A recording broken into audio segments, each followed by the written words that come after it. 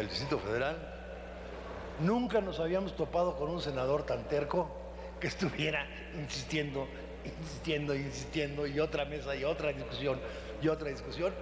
Había habido legisladores interesados, pero jamás un senador se había, digamos, involucrado tanto en el proceso de la reforma política del Distrito Federal. Sin más elementos, hablo del senador Mario Delgado, el presidente de la comisión del DF.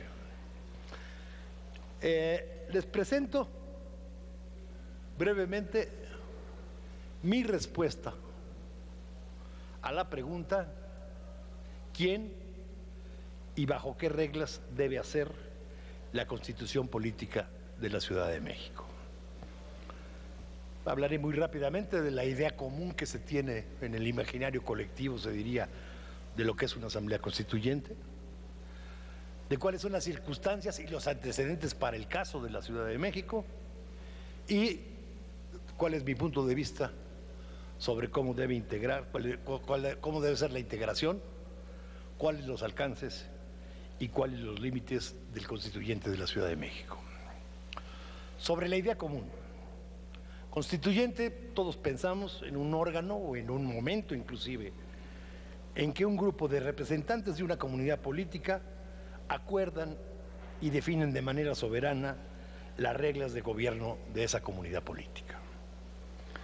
Claramente, esta concepción de constituyente, si más allá que esta es la idea común, primero que nada quiero destacar que un constituyente no es un seminario académico, no es una reunión de profesores, y cuidémonos de la constitución de los profesores, como alguna vez dijo el maestro Fix. Ahí tenemos de ejemplo Weimar, Austria, y la española de los años 30, que le hicieron grandes profesores y que terminaron en grandes fracasos. No es un seminario académico ni es un problema de ponencias académicas.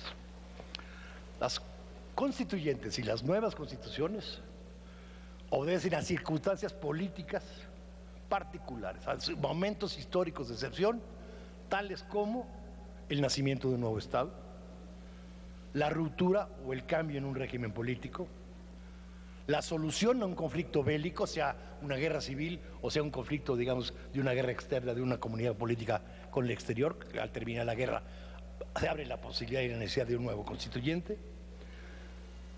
Y ya en épocas más recientes también han obedecido a un proceso de difusión regional o internacional, no solo del conocimiento, sino de las formas y los cambios en la manera de hacer política y de organizar la política, o a un proceso de adaptación de etapas, digamos, que podríamos denominar un proceso de construcción gradual. ¿Cuáles son, bajo esta perspectiva, las circunstancias del caso? Las circunstancias de una asamblea constituyente y de una constitución para la Ciudad de México. Primero, no será una asamblea soberana, o lo será con muy serias limitaciones. No surgirá de la acción vigorosa y espontánea del pueblo de la Ciudad de México. El último evento que tuvimos de este tipo reclamando la soberanía de la ciudad quizá fue primo de verdad en 1808, cuando abdicó Fernando VII y reivindicó desaparecida la soberanía le correspondía al Ayuntamiento de la Ciudad de México. No es un evento de ese tipo en el que estamos trabajando. Será un órgano convocado por un poder constituido, el poder revisor de la Constitución Política de los Estados Unidos Mexicanos, para constituir órganos de gobierno o poderes ya constituidos, regular derechos ya establecidos y, si todo sale bien y somos creativos, desarrollarlos de diferente manera, marcar nuevas formas, digamos, de relación entre poderes e innovar con respecto a la manera de garantizar derechos. Digamos, ese creo es como debemos ubicar claramente en qué consistiría y cuál es la tarea de la Asamblea Constituyente del Distrito Federal. Sería, en el caso de que ahora sí se realice, como nos acaba de prometer el presidente del Senado, el senador Barbosa, un caso típico de construcción gradualista. Es decir, vamos a pasar de la negación absoluta de cualquier tipo de gobierno representativo en el Distrito Federal, que estipulaba la ley orgánica del Departamento del Distrito Federal entre 1928 y 1993, a el establecimiento primero de una Asamblea de Representantes del DF, al establecimiento de un gobierno local propio en el Estatuto del Gobierno del Distrito Federal de 1994, que nos guste o no nos guste, hace las veces de Constitución del Distrito Federal, a la consolidación, vamos a pasar ahora sí, a la consolidación de la autonomía en el régimen interior de nuestra entidad en la futura Constitución Política de la Ciudad de México. Antecedentes en el desarrollo histórico del constitucionalismo federal mexicano. Este proceso, digamos, esto de que no sea una asamblea soberana y que se trabaje a partir de órganos constituidos, no es realmente ajeno a nuestra tradición constitucional federal. 1823-24, primero, salvo escasas excepciones como Oaxaca, Jalisco, Zacatecas, si mal no recuerdo, son muy escasos los que tenían ya su propia constitución o estaban en un proceso constituyente, y más bien lo que logra el arca constitutiva en un momento de alto conflicto político es frenar los procesos constituyentes locales, aprobar la Constitución General para posteriormente dar lugar a no solo a las constituciones estatales, sino a los mismos estados, a la mayoría de los estados. Entonces, que un órgano constituido diga quién va a ser estado y quién no, y cómo va a ser su propia constitución, es algo absolutamente apegado a la historia del constitucionalismo federal mexicano. O les pongo el ejemplo de cómo adaptaron los estados su constitución después del constituyente de 1916-17. Es decir, lejos de tener congresos espontáneos, etcétera, etcétera, uno de los últimos decretos de Venustiano Carranza como primer jefe del ejército constitucionalista fue precisamente que los estados iban a regresar al orden constitucional conforme se fueran pacificando, y que una vez que el primer jefe, o entonces ya presidente de la República a partir de mayo de 17, considerara que estaban pacificados, se convocaba a elecciones locales, a elecciones constitucionales en el estado, y en esa elección constitucional del estado se elegía gobernador, se elegía una asamblea que era una asamblea ordinaria y que a la vez iba a adaptar la Constitución del 17 a las constituciones de los estados, a los cambios que habían implicado la Constitución de 17. Como pueden ver con estos dos ejemplos históricos de momentos clave, no es ajeno, digamos, el ejercicio y el proceso que tenemos que crear para la construcción del constituyente y de la Constitución de la Ciudad de México. Es decir, los constituyentes locales y las constituciones estatales, más que el producto de actos soberanos, fueron el resultado de procesos políticos nacionales. Los estados como tales y sus constituciones fueron posteriores al establecimiento de la federación, y las constituciones estatales de origen tuvieron prescripciones o restricciones claramente definidas por la Constitución General de hasta dónde y cómo debía definirse su famosa autonomía en el régimen interior. Además, nuestros estados de la Federación Mexicana han sido sometidos, más o menos a partir del último tercio del siglo XIX, si no es algo del priismo, no el priismo o del siglo XX, digamos, a partir del último tercio del siglo XIX, los estados de la Federación Mexicana han sido sometidos a procesos cíclicos de reducción significativa de autonomía de sus potestades legislativas. Desde las reformas de 1896 y 1908 de Limantur y Porfirio Díaz centralizando cómo debía ser la deuda de los estados, etcétera, etcétera, vas a tener un proceso continuo, a veces con pequeñas expansiones hacia los estados, pero más bien de proceso de ir restringiendo significativamente la autonomía legislativa de las entidades federativas, que es un elemento esencial de cualquier tipo de federalismo.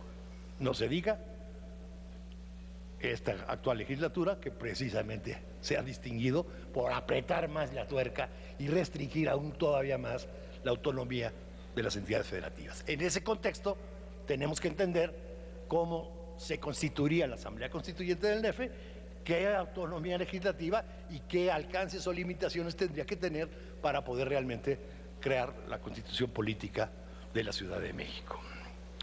Integración, alcances y límites a la Asamblea Constituyente del DF.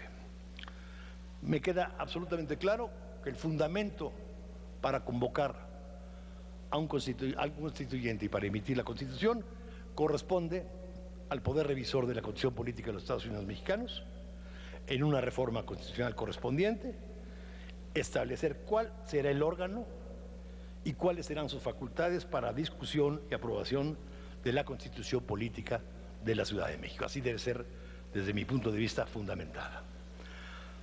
Dar estas facultades a una Asamblea Legislativa Ordinaria del DF solo enredaría los intereses legislativos inmediatos con el proceso constituyente, además de que reproduciría en el proceso de aprobación de la Constitución la lógica clientelar cotidiana que normalmente prevalece en los órganos legislativos ordinarios.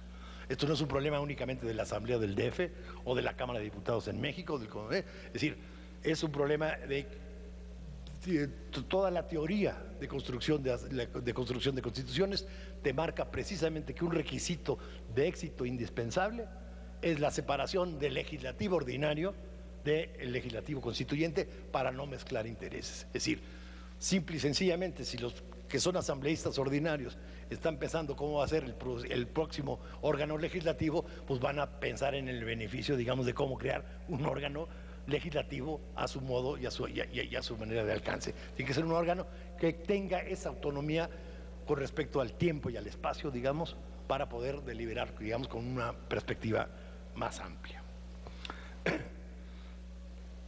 El poder revisor de la Constitución Política de los Estados Unidos Mexicanos puede perfectamente constituir un órgano legislativo específico para el caso y definir su denominación, las reglas de su integración, la duración de su mandato y establecer los límites y los alcances de sus facultades. Denominación, propongo, Congreso Constituyente Extraordinario de la Ciudad de México. Sistema de elección. Número de integrantes, nunca es claro el porqué de una asamblea debe tener determinado número. Creo que para efectos de su funcionamiento debe ser una asamblea no mayor de 45 asambleístas ni menor de 30 asambleístas para efectos del tipo de trabajo que va a realizar. Integrado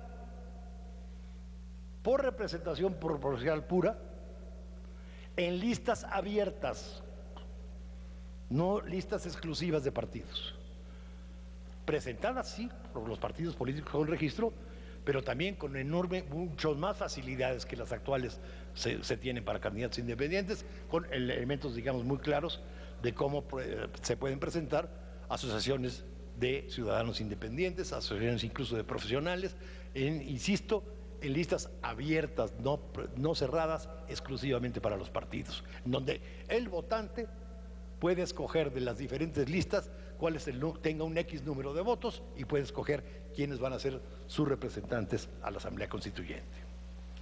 Duración del mandato de los constituyentes, máximo 90 días, de preferencia durante los meses de mayo, junio y julio, para que la Asamblea Legislativa Ordinaria del DF ni siquiera se encuentre en periodo ordinario de sesiones, para evitar cualquier tipo de mezcla o de tensión entre ambos órganos. Facultades: exclusivamente discutir y aprobar dentro del plazo definido el proyecto de Constitución Política de la Ciudad de México. Es decir, si le damos facultades para meterse en la administración pública del Distrito Federal, nos va a pasar como sucedió en el Congreso Constituyente de 1856-57, en donde además de ser constituyente podía revisar los actos de la administración, y eso puso en riesgo incluso la realización de que llegara a un buen fin, la posibilidad de que llegara a un buen fin el constituyente de 1856-57. Tiene que ser un mandato exclusivo para eso, digamos, para discutir y aprobar, enmendar todo lo que se quiera, el proyecto.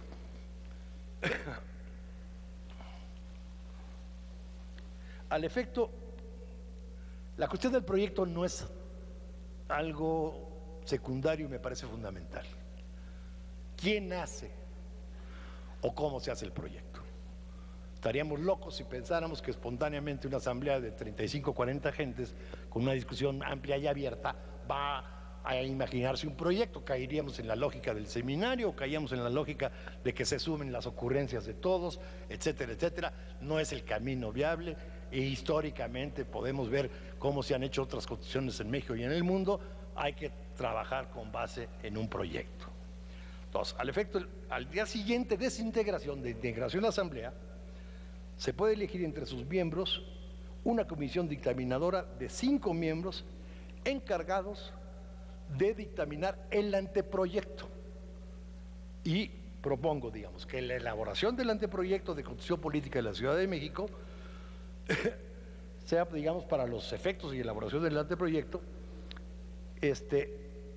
participen proponiendo a nivel de propuesta, no de elaboración del proyecto, pero a nivel de propuesta, participe el jefe de gobierno, que propondría una comisión de máximo 7 expertos para elaborar el proyecto, los cuales serían ratificados por el voto de 2/3 partes de la Asamblea Legislativa del DF, elaborarían el anteproyecto, insisto, a partir del estatuto de gobierno vigente. No se inventan instituciones de la noche a la mañana. Si vemos los ejemplos en la Constitución de los Estados Unidos, de dónde tomaron, digamos, el diseño del Congreso, etcétera, etcétera, de las leyes constitucionales de Inglaterra, siempre se parte de algún punto de partida. No hay que andar sobre esto. La mente humana, digamos, las capacidades humanas son bastante limitadas para ver cómo se organiza el poder y cómo se distribuye. Simple y sencillamente hay que tener un proyecto claro. ¿A partir de qué? De lo que funciona. Podemos tener claro que no funciona y que sí funciona del estatuto, pero es el que tenemos desde hace 20 años. Desde hace 20 años y que ha servido las veces de Constitución en la Ciudad de México. Los expertos deberían tener reconocido prestigio profesional destacado en áreas como derecho constitucional, derecho administrativo, cuestiones urbanas, cuestiones, digamos, buscar elementos culturales y de derechos sociales que también se tendrán que incorporar en esa Constitución. A partir de la elaboración de ese anteproyecto, se integra la Asamblea, una comisión dictaminadora de la Asamblea hace el dictamen y sobre ese dictamen se hace una discusión ordenada, todo lo profunda e innovadora que se quiera, pero una discusión que sabemos que bajo estas reglas podría llegar a buen fin. Muchas gracias.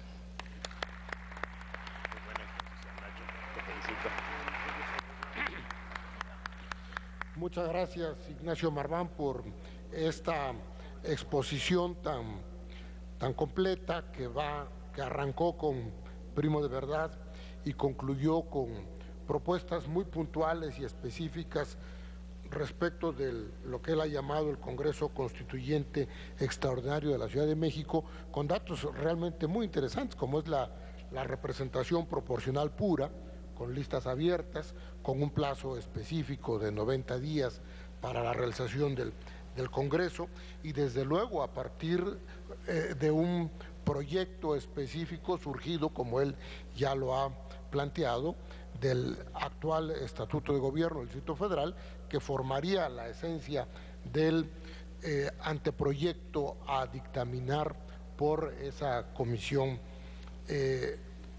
dictaminadora al interior del propio constituyente.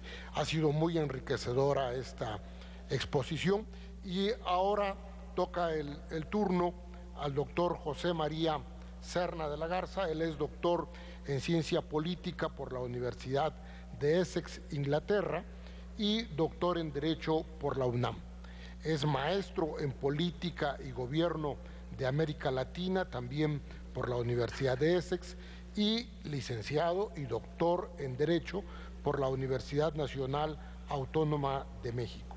El doctor Serna es investigador en el Instituto de Investigaciones Jurídicas de la UNAM y pertenece al Sistema Nacional de Investigadores como investigador nacional nivel 3.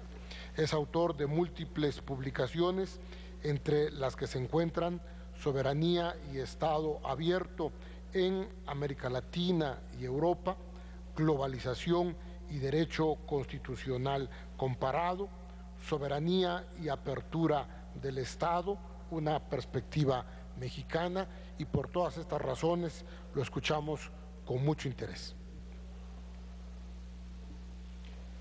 Muy buenos días. Gracias, doctor Castellanos, por la presentación y, por supuesto, gracias a los organizadores de este evento por la invitación, por la oportunidad de intercambiar algunas ideas con ustedes, con los miembros de la mesa y, por supuesto, el honor que me hacen de compartir la mesa con apreciados colegas, admirados también.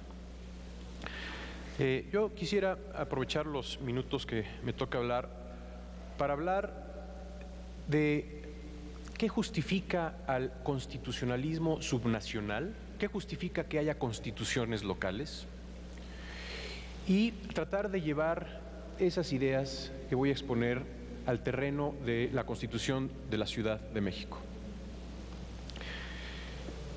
Yo creo que puede hablarse de dos tipos de justificación y de hecho en la literatura pueden encontrarse estas dos perspectivas acerca de la justificación del constitucionalismo subnacional.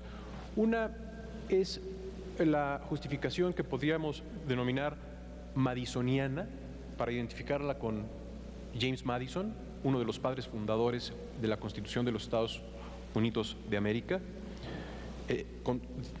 escritor o uno de los personajes que contribuyó a elaborar esta gran obra que se titula El Federalista, en el contexto de la ratificación de la Constitución de los Estados Unidos de América de 1787. Y la otra perspectiva o la otra justificación es la que podríamos denominar rusoniana, identificada, por supuesto, con Juan Jacobo Rousseau, autor de El Contrato Social, entre otras obras. ¿En qué consiste una y otra justificación? La justificación de James Madison, o de la perspectiva de James Madison, tiene que ver con la idea de que la acumulación de poder en un solo centro de autoridad lleva tarde o temprano a la tiranía, al abuso del poder. Una de las grandes preocupaciones del constituyente de los Estados Unidos en 1787 fue precisamente eso: cómo evitar que el poder esté concentrado en una sola estructura de autoridad. Y la respuesta de James Madison y de muchos otros constituyentes de aquel proceso norteamericano fue decir: vamos a dispersar el poder, vamos a parcelarlo y así evitar que se concentre en un solo centro. Estaban hablando de un principio de separación de poderes no en un sentido, o no en este contexto, en un sentido horizontal, sino en un sentido vertical. Y había que estructurar esas parcelas de poder para poder establecer un equilibrio entre un poder del centro y una serie de poderes dispersos. Precondición para estructurar esas parcelas dispersas de poder era que cada una de ellas tuviera su propia constitución.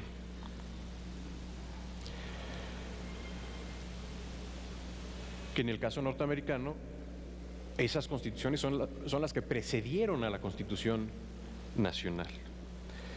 Desde la otra perspectiva, desde la perspectiva de Rousseau,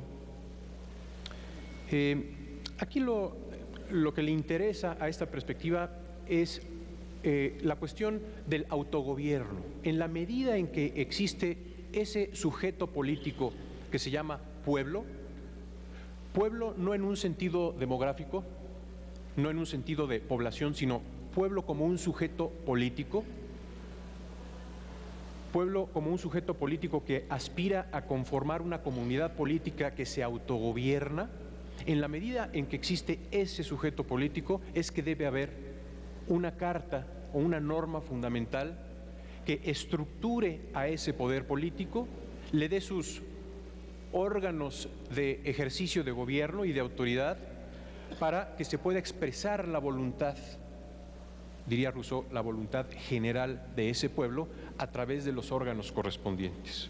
En la medida que hay un pueblo local, debe haber una constitución local, diría esta perspectiva de Rousseau. Yo creo que estas dos justificaciones perfectamente se pueden llevar al terreno de el debate sobre la constitución, la posible constitución política de la Ciudad de México. Y además creo que no son incompatibles, no se excluyen mutuamente una con otra. Perfectamente podemos pensar, creo yo, en una constitución de la Ciudad de México que sirva para fortalecer algo que tradicionalmente ha sido débil en nuestro país, que es el constitucionalismo local.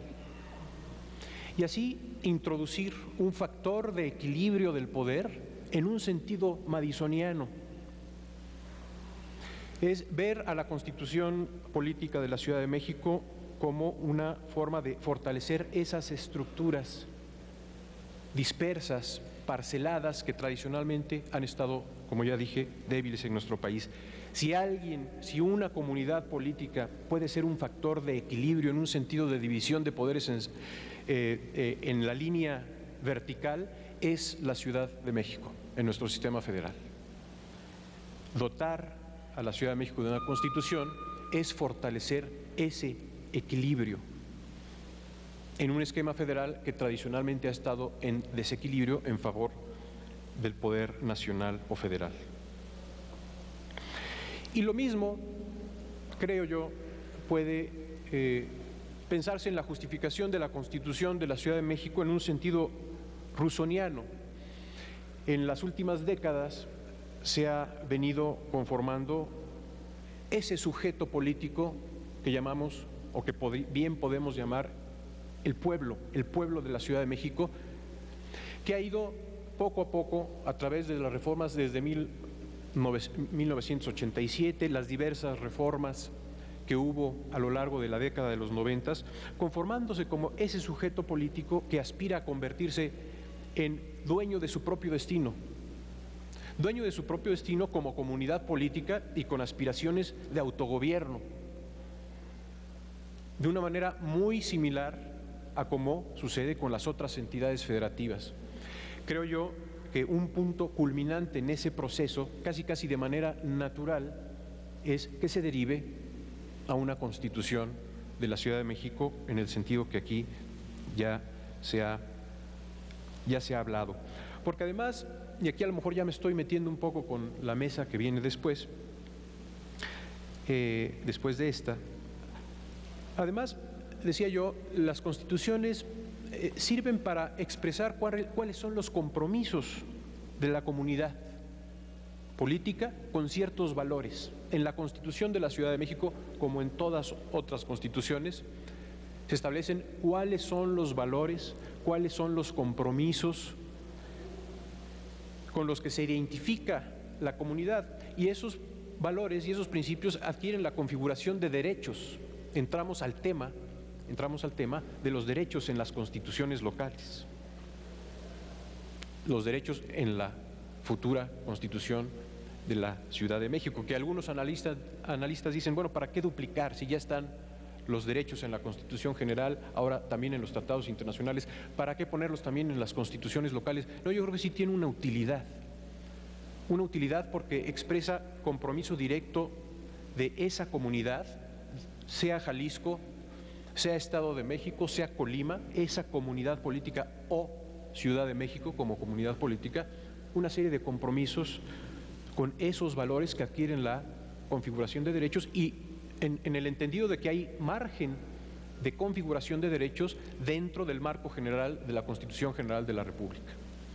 No todos los estados tienen que tener las mismas configuraciones de derechos. Sí deben de respetar el piso mínimo que establece la Constitución y ahora también los tratados internacionales en materia de derechos humanos, pero se puede ir más allá, se puede ir en un sentido más protector. Y en ese sentido se admite variedad en cuanto a la configuración de los derechos. Las constituciones locales, y así lo sería seguramente la Constitución de la Ciudad de México, son vehículos para afirmar aspiraciones locales, aspiraciones que no se encuentran en Jalisco y que no se encuentran en Colima y que no se encuentran en Nuevo León, pero que sí se encuentran en la Ciudad de México, pueden tener perfectamente su expresión en la Constitución local de la Ciudad de México. Y esto puede llevarse perfectamente al terreno de los derechos económicos, sociales y culturales. Las normas constitucionales locales, no nada más la de la Ciudad de México, sino en general de las entidades federativas, pueden prever derechos que desencadenen política pública local distinta a la federal en materia como educación, en materia como salud, en materias como medio ambiente, en el entendido de que estamos hablando de facultades concurrentes en donde hay una ley general, la Ley General de Educación, por ejemplo, la Ley General de Salud, la de Medio Ambiente, protección del medio ambiente, que establece un marco general, pero dentro de ese marco general los estados, y así sucedería también con la Ciudad de México, tienen margen para establecer políticas públicas en esas materias de la manera que mejor crean conveniente dentro del marco general de la ley general correspondiente.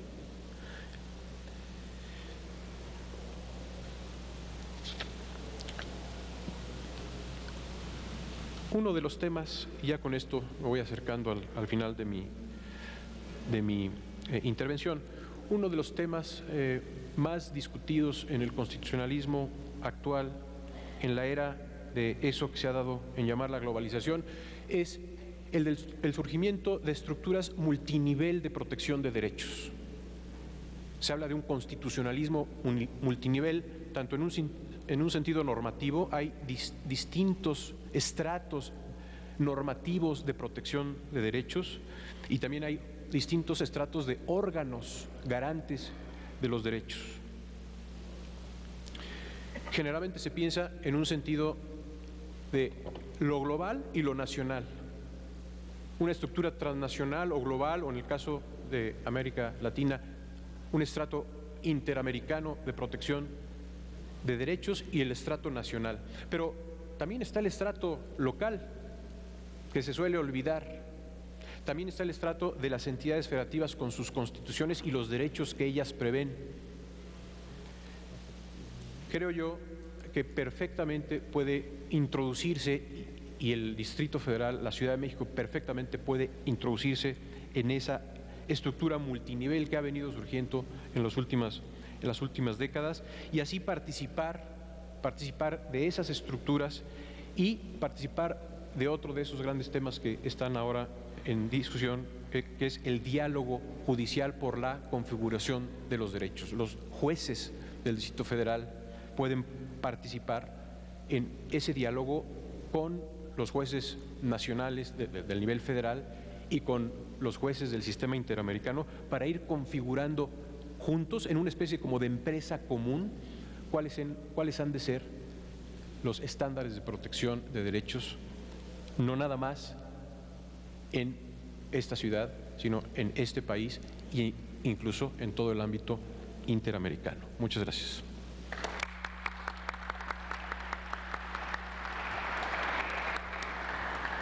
Muchas gracias, doctor Serna de la Garza, por aportar una serie de elementos para superar esa debilidad tradicional del constitucionalismo local, sin duda alguna, como ya lo ha planteado, con el auxilio de los instrumentos internacionales, y recordando que los jueces de la Ciudad de México, en ese diálogo judicial al que él invita y sugiere, los jueces locales de la Ciudad de México, no hay que olvidarlo, son al mismo tiempo jueces interamericanos.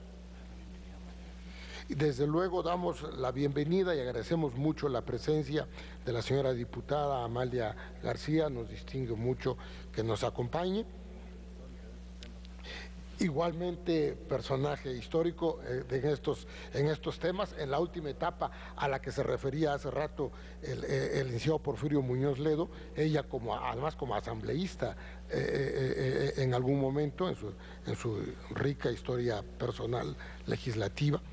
Enseguida vamos a tener la intervención del doctor Diego Valadez, pero antes quisiera yo invitarles para que preparen las preguntas que por escrito las compañeras edecanes les van a estar pasando tarjetas para que quien desee formular alguna pregunta nos hagan el favor de hacerlas llegar. Sin duda que podremos tener algunos minutos para que nuestros expositores puedan en una ronda final no solamente retomar conclusiones a partir de lo que han planteado los otros expositores, sino al mismo tiempo contestar las preguntas que ustedes nos hagan el favor de formular.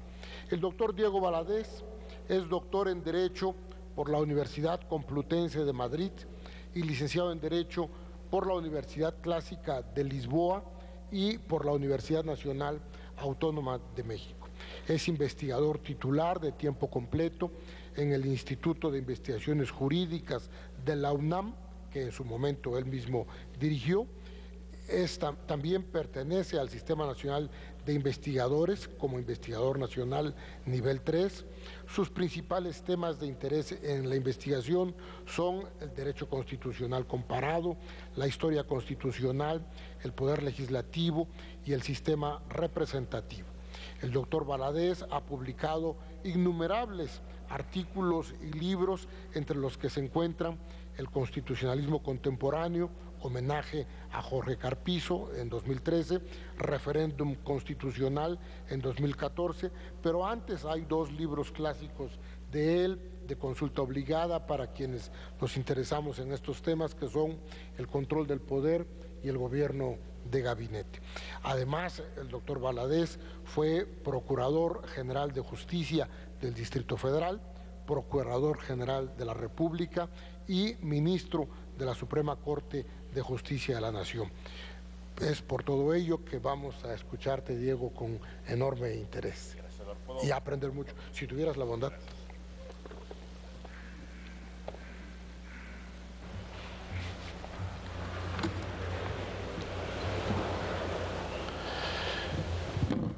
Senador Delgado, muchas gracias por esta invitación para participar en este ciclo de comentarios con relación a los cambios constitucionales relacionados con la Ciudad de México.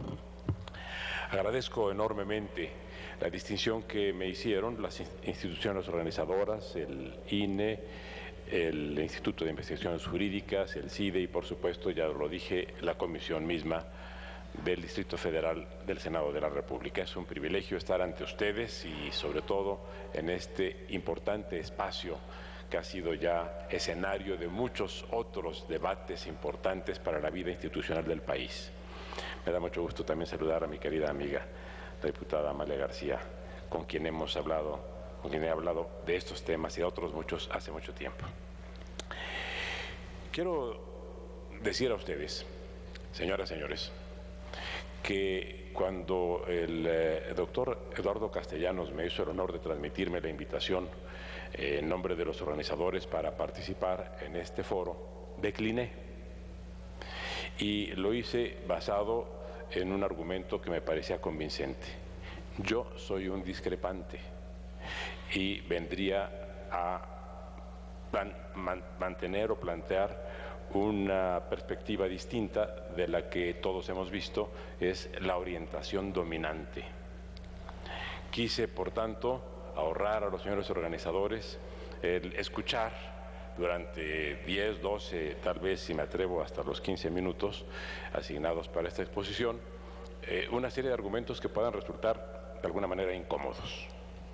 Pero el doctor Castellanos me insistió, diciéndome que de eso se trataba, de que viniéramos aquí con un espíritu abierto, por supuesto a escuchar. Yo he escuchado y seguiré escuchando con muchísima atención todo lo que se dice, y también a dar alguna opinión que en este caso, anticipo, es una opinión minoritaria, es una opinión destinada a no ser funcional al fracaso, digámoslo claramente así, pero en fin, cumplo con decirla con toda lealtad ante ustedes y ante quienes vayan a ver o estén viendo estas transmisiones a través del canal del Congreso.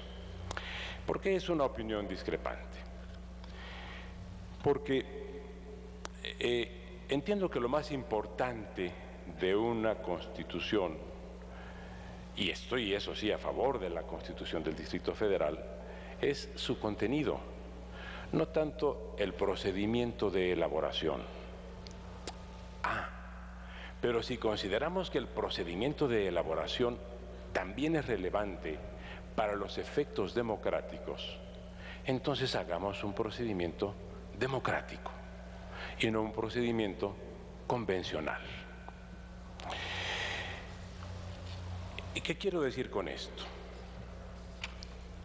Que efectivamente es posible, desde el punto de vista técnico constitucional, que haya una asamblea constituyente en el Distrito Federal. Basta con que así lo establezca el artículo 122 u otro precepto si se considera modificar la topografía correspondiente. Esto no es problema técnico. Pero, como muy bien lo dijo hace un rato el director del Instituto de Investigaciones Jurídicas, ese Congreso Constituyente es un Congreso derivado, no es un Congreso originario.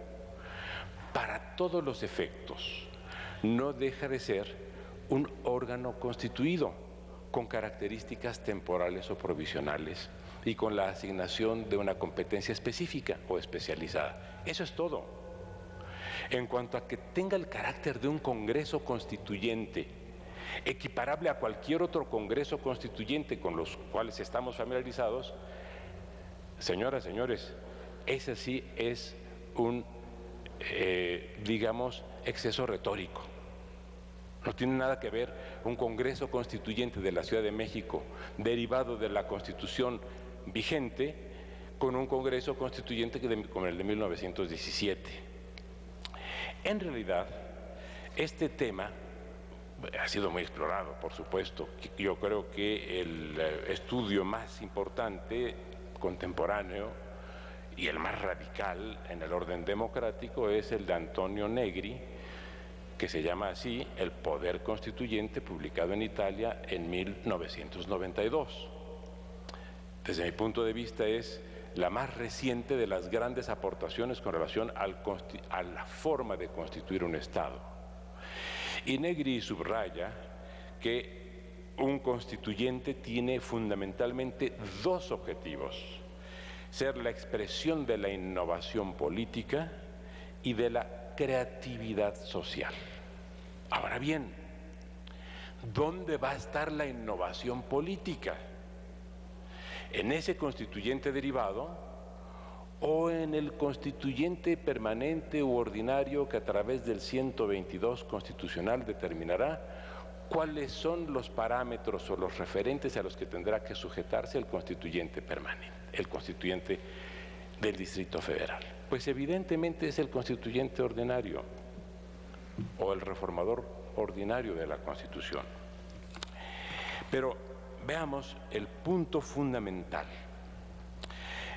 Lo que llevaríamos a cabo con una asamblea constituyente ciertamente es su especialización, y eso desde el punto de vista legislativo sí, desde luego, tiene indiscutibles méritos. No hay duda sobre eso. Nada más que estamos eludiendo el fondo. Fíjense ustedes, se dice que no hay discrepancia alguna en la Ciudad de México con relación a una constitución. Supongamos que esto sea rigurosamente cierto y que el 100% de los ciudadanos estemos de acuerdo en eso. Pero entonces, ¿por qué no se nos pregunta a los ciudadanos? Entonces, ¿por qué se va a los consensos tradicionales entre las dirigencias de partidos a los que yo respeto, y sistema de partidos por el cual he abogado durante toda mi vida profesional como constitucionalista? No hay democracia sin partidos. Pero cuando de lo que se trata es de un proceso constituyente innovador, ¿por qué excluir a la Ciudad de México? ¿Por qué excluir a la ciudadanía de ser consultada? ¿Por qué no entonces sí asumir una posición constituyente radical? Que los ciudadanos hablemos y que los ciudadanos votemos. Fíjense ustedes que en 2004 fue adoptada por la Asamblea de esta ciudad la Ley de Participación Ciudadana. Y la Ley de Participación Ciudadana dice en su artículo 17: el plebiscito es un instrumento de participación ciudadana mediante el cual el jefe de gobierno somete a consideración de los ciudadanos para su aprobación o rechazo y de manera previa a su ejecución los actos o decisiones que a su juicio sean trascendentes para la vida pública del Distrito Federal. Seguramente una Constitución no se considera un acto trascendente para la vida pública del Distrito Federal porque ninguno de nosotros ha sido consultado sobre esa materia. Se va a decidir sin nuestra participación, diciéndose que es democrático. Cuando hay un instrumento democrático previsto para la gobernación de esta ciudad que está siendo pasado por alto. Si me descuidé y hubo alguna convocatoria en el curso de estos 11 años a un plebiscito, pues es culpa mía no haberme dado cuenta. Pero todo indica que no ha pasado nada importante de 2004 a la fecha porque no hemos sido consultados una sola vez. Pero lo peor es que tampoco lo vamos a hacer cuando se trata de una decisión que se dice que sí es muy importante, que es una nueva Constitución. Esto yo creo que debe ser objeto de reflexión, porque si existe el instrumento de la consulta, pero no se usa, entonces mejor quitémoslo, porque si para un tema tan importante como este vamos a ignorar para construir la democracia un procedimiento democrático, entonces ese instrumento democrático de consulta es solamente una disposición de carácter retórico e intrascendente. Ahora bien, existen instrumentos sobre esto. El profesor Gargarella justamente decía que se le dé voz a los ciudadanos cuando se habla de democracia. Y yo creo que si vamos a dar un ejemplo de democracia en el país, démosle voz a los ciudadanos. Yo me siento muy orgulloso como ciudadano y muy reconocido porque se me dé voz en este momento. Pero hay otros millones de ciudadanos que no tienen el privilegio que yo estoy ejerciendo ahora. Y que se nos dé también capacidad de decidir. Miren, cuando se elaboró la Constitución brasileña de 1988, previamente se llevó a cabo un referéndum para determinar si los brasileños querían un sistema presidencial o un sistema parlamentario, y optaron por uno presidencial, pero por una ventaja muy corta. Ahora, la esencia de las constituciones está en los referendos. La primera constitución local americana, la de Virginia, fue sometida a referéndum.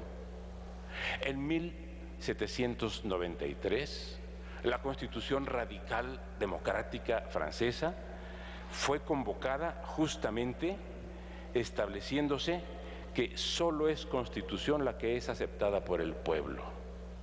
Y la Constitución francesa de ese año del 93 fue la primera de las constituciones del mundo de carácter nacional, sometida a aprobación popular, aprobada por 1.8 millones de personas contra el voto de 11.200. Bien, los procesos referendarios para la aprobación de las constituciones son hoy una regla generalizada, en tanto que la especialización de los congresos constituyentes son una regla circunstancial.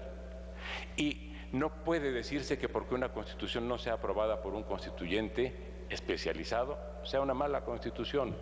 Es cierto, la Constitución de Portugal del 76 fue resultado de un congreso constituyente, pero la Constitución española que tanto citamos de 1978 fue dictada por el Congreso ordinario y además por un Congreso constituyente bicameral, cosa absolutamente desusada hasta entonces. Creo, por lo mismo, que si queremos darle voz a la ciudadanía y si queremos construir democracia, más que pensar en los consensos que al parecer ya están construidos pero sin que los ciudadanos sepamos de qué se trata, pues sería bueno que los ciudadanos decidiéramos si queremos que siga siendo la Ciudad de México una entidad más o menos híbrida, que no es ni estado ni municipio, o si queremos un estado del Valle de México y que solamente la zona central, como ya se ha planteado, sea el Distrito Federal, o si queremos un municipio autónomo, si queremos que se preserven y permanezcan en México, en la Ciudad de México, como hasta ahora, las estructuras del presidencialismo hipertrofiadas, porque hay presidencialismo en el gobierno local y presidencialismo en los gobiernos delegacionales, o queremos de veras un sistema participativo y un sistema de controles. Estoy totalmente a favor, como lo estamos todos, del ensanchamiento de los derechos sociales, pero que también eso incluya garantías para los derechos sociales, que si no tenemos transportación adecuada tengamos forma de exigir jurídicamente, jurisdiccionalmente incluso, las reparaciones de los daños que muchas veces se nos ocasionan. Pero sobre todo queremos tener un poder político controlado, porque de eso nos está hablando. Se nos está hablando fundamentalmente de la parte agradable, atractiva, convincente de la ampliación de nuestros derechos, pero no de la parte que corresponde a la responsabilidad de quienes gobiernan. Y queremos tener una sociedad con derechos, pero también tenemos derecho a tener un gobierno responsable y controlado. ¿Por qué no consultarnos a los ciudadanos acerca de los principios generales que deben contener esa reforma? ¿Por qué no proceder como se hizo con la Constitución de 24, con un documento preliminar, un acta constitutiva, o con la Constitución de 57, con un estatuto provisional? Que nos establezcan reglas y que nos establezcan principios y que sobre eso votemos los ciudadanos para ver si queremos tener, como ya dije, un gobierno que siga concentrando facultades o un gobierno que tenga responsabilidades políticas y que las responsabilidades políticas sean el resultado de un sistema representativo bien construido, que eso es lo que nos falta. Hemos avanzado mucho, no podemos desde luego sugerir que no hay ya en este momento un espacio de libertades democráticas en México. Lo que sí tenemos que decir es que si se nos presenta una oportunidad, no la desperdiciemos, no construyamos otra vez un poco más, aunque mejor, pero de lo mismo, esperando a que la democracia, que solamente se puede llevar a cabo en una sociedad con la participación consciente, responsable, instruida y madura de toda la colectividad ciudadana. Ese es mi punto de vista y como ven, como estoy discrepando y estoy en clara minoría y como lo que estoy diciendo no se va a hacer, pues simplemente lo planteo porque así me indicó mi querido amigo el doctor Castellanos que lo hiciera ante ustedes. Gracias por su paciencia.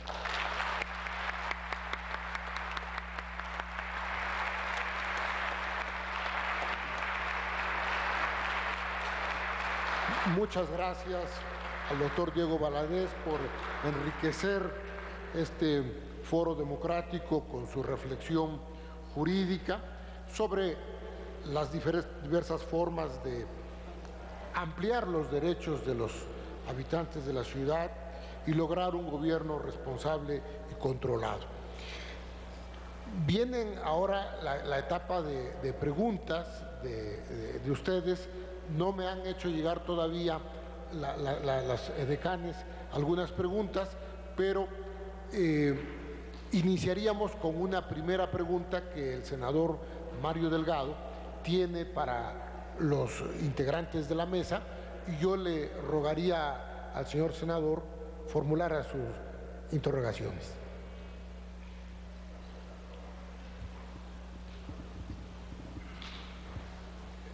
Muchas gracias, felicitarlos a todos por las magníficas exposiciones que hemos tenido el día de hoy. Bueno, yo sí quisiera aprovechar para preguntarle al doctor Valadez. Hay una iniciativa que está en el Senado donde, digamos, combina estos dos aspectos. Usted dice lo más importante es el contenido, no el procedimiento de elaboración, pero habría que seguir un procedimiento democrático en quien la va a elaborar. No se puede combinar el tema de cuidar la parte de, sobre todo de legitimidad de quién va a ser la Constitución, porque entiendo si es un constituyente derivado de un poder constituido, que tuviera un carácter democrático como lo propone Nacho Marván al ser electos esos constituyentes y después el producto que apruebe esa asamblea constituyente sea sometida a referéndum, es decir, un acto de legitimación de esa constitución a posteriori, pero para que tuviera, digamos, como estrictamente su entrada en vigor a partir de la aprobación de la gente. ¿Podría llegarse a una combinación parecida? Doctor Valadez, por favor. Muchas gracias, senador Delgado, por su pregunta. Evidentemente, no se excluyen la posibilidad de un referéndum con la posibilidad de un congreso, como lo señalaba, con las características que señaló el doctor Marván. Lo que ocurre es que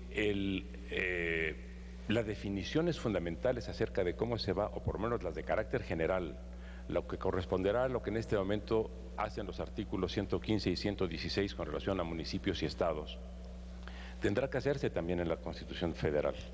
Esto es, la Constitución Federal no podrá darle un mandato sin orientaciones mínimas a ese Congreso Constituyente que se establezca o a esa Asamblea Constituyente. Tendrá que decir si habrá un jefe de gobierno o un gobernador o un alcalde, por ejemplo. Si esto lo hace la Constitución de la República, cuando se presente a la ratificación del referéndum, si es que así fuera, que fuera Constitución Federal, Asamblea Constituyente y luego referéndum, desde luego que se estaría legitimando lo que hubiera decidido la Asamblea Constituyente. Lo que pasa es que no habríamos intervenido en la fase previa, en la de que se nos dieran opciones de cómo queremos organizar la ciudad, porque lo que está en el ánimo y en la opinión de mucha gente es que van a prevalecer los acuerdos que en este momento privilegian las formas de distribución territorial del poder por parte de las fuerzas políticas de la Ciudad de México. Y esto es lo que creo debe atenderse desde el principio y hacer un referéndum preconstituyente antes de reformar el propio 122, para que el contenido del 122 ya recoja la orientación dominante de la ciudad. Perdón por haberme extendido tanto, senador. Nos están llegando ya algunas preguntas escritas. Ya el licenciado Marván tiene una. Yo le rogaría al licenciado Marván que pudiese contestar.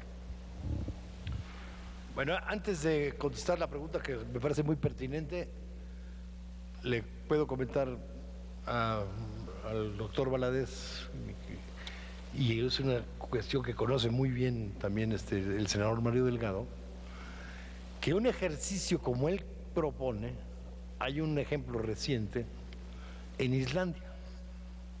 En Islandia, tan difícil que todo el mundo se ponga de acuerdo en cómo organizar el poder, pero a través precisamente de internet, etcétera, etcétera, se acotaron una serie de temas y se dieron opciones a los ciudadanos para que escogieran cómo querían que se aprobara el proyecto de constitución, y ya después pasó a la Asamblea. Pero hay todo un proceso de consulta, digamos, por vía internet, en donde no una pregunta abierta, pero como examen de opción múltiple. ¿Usted prefiere que el jefe de gobierno pueda hacer esto o prefiere que mejor lo haga la Asamblea? Una serie de elementos, eso lo puedes recuperar en internet. Es una experiencia riquísima, y tengo un trabajo de la Universidad de Chicago recientemente publicado sobre esa experiencia que me parece muy rica. O sea, tampoco es, o sea, no estamos en la antigua Grecia en donde vamos a juntar a todos en la Asamblea, pero sí las nuevas tecnologías nos pueden permitir instrumentos para ser, digamos, muy constructivos con cierto orden en esta materia. Vamos a un punto que lo pensé decir. si no es de profesores, ¿quién serían los 7 especialistas? Yo creo que no necesariamente profesores, tiene que ser gente con experiencia en la administración pública, ahora sí que si tienen cierta experiencia en la realidad política sería mejor, y más que ver no estar pensando en los mecanismos de pureza política, que no sean de un partido, no sean de un partido, sino capacidad, digamos, de conocimiento en temas claves y esenciales para la ciudad. Sí, derecho constitucional, derecho administrativo, la cuestión cultural, derechos sociales y cuestiones urbanas. Y no se nos olvide que no van a hacer de la nada un proyecto. Insisto, con todos sus alcances y limitaciones, si ustedes leen el Estatuto de Gobierno del Distrito Federal, hace las veces de Constitución. Establece derechos, establece obligaciones que no necesariamente establece la Constitución Política de los Estados Unidos Mexicanos. En el Estatuto de Gobierno sí hay obligaciones de los ciudadanos, mucho más precisas que en la Constitución Política de los Estados Unidos Mexicanos, y establece las relaciones entre los órganos de gobierno. Entonces ahí ya tienes una base, con base en eso que está funcionando, para bien o para mal, está funcionando, estos especialistas afinan un proyecto que pasaría, digamos, ya al tamiz de la deliberación abierta. Estamos ya robándole minutos al tiempo del receso, pero hay preguntas muy interesantes. Yo le suplicaría a cada uno de los 3 panelistas que, empezando por el doctor Serna de la Garza, que fuesen contestando las preguntas que llegaron y que formaran una reflexión final, y con eso concluiríamos los trabajos de la mesa, con nuestro agradecimiento al senador Mario Delgado Carrillo por la oportunidad de contribuir a esta reflexión democrática. Doctor Serna. Sí, gracias. Una pregunta dice, ¿cómo pretender e implementar una constitución que sirva a la sociedad y no al Estado? Pues creo que es muy pertinente esta señal de alerta que nos hace el doctor Diego Valadez, en el sentido de que tiene que haber participación de la propia sociedad civil. De alguna forma tiene que haber una participación más amplia. Hay diversas formas de participación. Una puede ser, y entiendo que eso es lo que ha venido sucediendo, yo he estado en diversos foros de discusión, esa es una opción, los foros de análisis, de discusión, que pues de alguna forma retroalimentan a quienes encabezan esta iniciativa, en el entendido de que pues no son foros que tengan o de donde deriven decisiones vinculantes para los poderes públicos. Incluso en ocasiones los foros pues sirven para legitimar de alguna forma decisiones que ya se han tomado de antemano. Mecanismos de participación como plebiscitos y referéndum, mencionaba el doctor Diego Valadez el plebiscito que antecedió la reforma constitucional, o más bien la nueva constitución de Brasil. Esa podría ser una vía. En Brasil se preguntaron, bueno, ¿qué? ¿Monarquía o república? ¿Sistema presidencial o sistema parlamentario? Claro, eran categorías muy abiertas que podían llenarse con contenidos muy diversos, sobre todo la opción de presidencialismo o parlamentarismo. ¿Qué tipo de presidencialismo? ¿Qué tipo de parlamentarismo?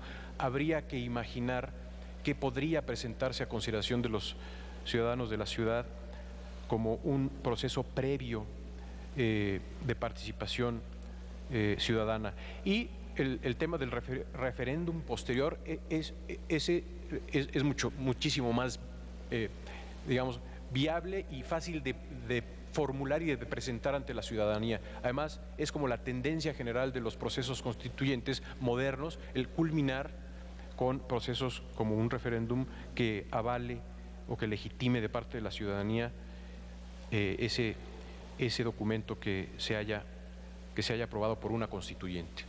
La otra pregunta, ¿se puede hablar de una constitución local en un sistema federalista al estilo mexicano? Dice centralista. Bueno, hay constituciones locales. No es que si se puede o no hablar, hay constituciones locales. Claro, constituciones locales que están sumamente acotadas, limitadas a lo que dicta el artículo 116 constitucional y en el tema municipal lo que dice el 115, pero no sé si se puede hablar o no de constituciones locales, se habla. Se podría hablar también, creo yo, de una constitución local para la Ciudad de México, como se hablan de constituciones en el derecho comparado de ayuntamientos. Hay estados federales, como en Argentina, en donde aparte de la Constitución Nacional, aparte de la constitución de lo que allá llaman provincias, hay constituciones, cartas políticas a nivel municipal. Si sucede en ayuntamientos de Argentina, ¿por qué no tener como un proceso que culmine, o como algo que culmine este proceso que ha ocurrido con las reformas desde los años 80 del siglo pasado, que culmine con una constitución de la Ciudad de México? Esos serían mis comentarios. Muchas gracias, doctor Serna. Doctor Valadez. Muchas gracias. Iré muy rápidamente. Una pregunta es, ¿qué papel juega el derecho comparado en la creación de una constitución local? Creo que sobre esto lo que ha dicho el doctor Serna es suficientemente explícito, de manera que hago mías las palabras del doctor Serna con relación a la construcción del constitucionalismo local.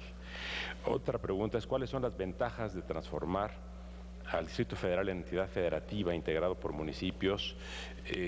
Bueno, esa sería justamente una de las decisiones que habría que tomar, si es un estado, si es un municipio autónomo, que a mí en lo particular es lo que más me atraería, o si es algo como lo que tenemos ahora, que no tiene una caracterización definida en cuanto a ser estado o ser municipio, con los pros y los contras que todos conocemos. Otra pregunta es, ¿cómo se otorgaría la decisión de la ciudadanía en la creación de la Constitución? O sea, ¿cómo se expresaría la ciudadanía para constituir a la Ciudad de México sin la influencia de los intereses dominantes o de los partidos políticos? Yo creo que tenemos que superar los prejuicios en contra de los partidos políticos. Yo me referí al respeto que tengo por ellos y señalé que no hay democracia sin partidos, que en este caso son compatibles el sistema representativo a través del cual los partidos actúan y el sistema de participación ciudadana. Las formas que hoy tenemos para hacer compatibles estos procedimientos están a la mano, y de alguna manera también el doctor Marván hizo referencia a eso por experiencias que se tienen ya registradas y porque tanto se puede dar la concurrencia a las urnas en ciertas circunstancias como la consulta a través de mecanismos que hoy facilita los procedimientos electrónicos. Finalmente, cómo hacer eficaz el procedimiento de construcción de la Constitución a partir de un plebiscito sin caer en el reduccionismo de un sí o un no. La técnica de consulta es una técnica muy compleja y efectivamente hay que evitar ese tipo de reduccionismo, hay que hacer un buen diseño sobre los planteamientos que se hagan a los ciudadanos para que las respuestas sean lo más auténticas y lo más razonables posible. Tenemos que considerar que esta es una ciudad con una gran madurez política y que, como se dijo en la fase inaugural y se repitió en esta mesa, tenemos que capitalizar el esfuerzo que se haga de innovación constitucional e institucional en la Ciudad de México para que sea un ejemplo para el resto del país en cuanto a que se puede ver y se pueda demostrar que el sistema representativo es compatible con el sistema participativo. Muchas gracias. Dos cuestiones. Es decir, primero se discute que si la Asamblea Constituyente, que si no la Asamblea Constituyente. Lo primero que quiero que quede bien claro es en qué consistiría el punto esencial, digamos, de una nueva reforma política. O sea, ¿por qué ir a una nueva reforma política del Distrito Federal más allá de romanticismos? Es decir, históricamente, la potestad legislativa del Distrito Federal, de la entidad Distrito Federal, ha estado históricamente en manos del Congreso de la Unión.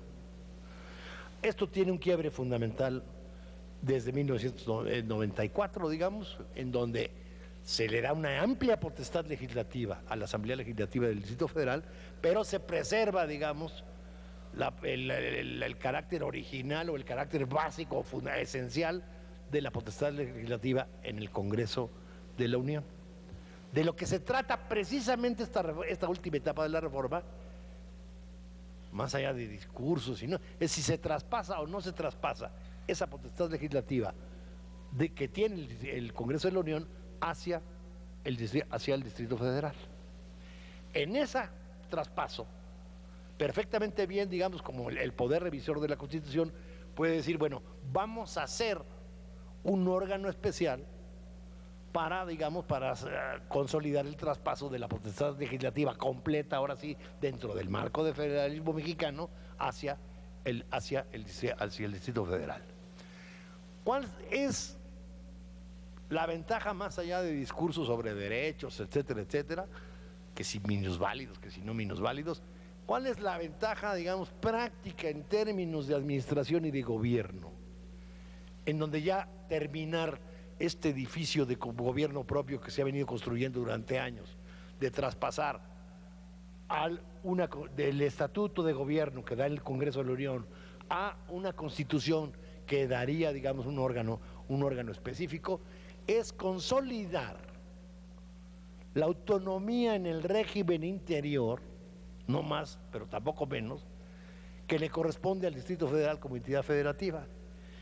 Y a partir de tener esta autonomía en el régimen interior, no tiene que estar esperando o estar sujeta a los intereses, digamos, del Congreso, de cómo se mueve la correlación de fuerzas políticas en el Congreso de la Unión, si quiere adecuar, digamos, cómo se organizan sus órganos de gobierno, si quiere, sobre todo, una manera, de acuerdo a las necesidades de la ciudad, distribuir la administración y el poder territorialmente, como está, digamos, tendría que recurrir al Congreso de la Unión, etcétera, etcétera, y, digamos, toda una serie de elementos que le darían mucho más capacidad legislativa para enfrentar su propia realidad de acuerdo a su propia representación y no de acuerdo a los dimes y diretes de las fuerzas políticas en el Congreso de la Unión. Así de sencillo. Muchas gracias.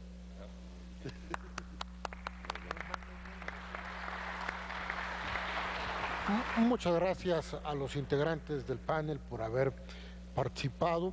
Muchas gracias a todos ustedes por su presencia y desde luego gracias al Senado de la República por darnos la oportunidad a los académicos de expresar nuestros puntos de vista y particularmente al senador Mario Delgado por su voluntad perseverante para ampliar los derechos políticos electorales de los habitantes de la Ciudad de México. Buenas tardes. Y bueno, de esta manera, con la participación extraordinaria de 3 especialistas constitucionalistas,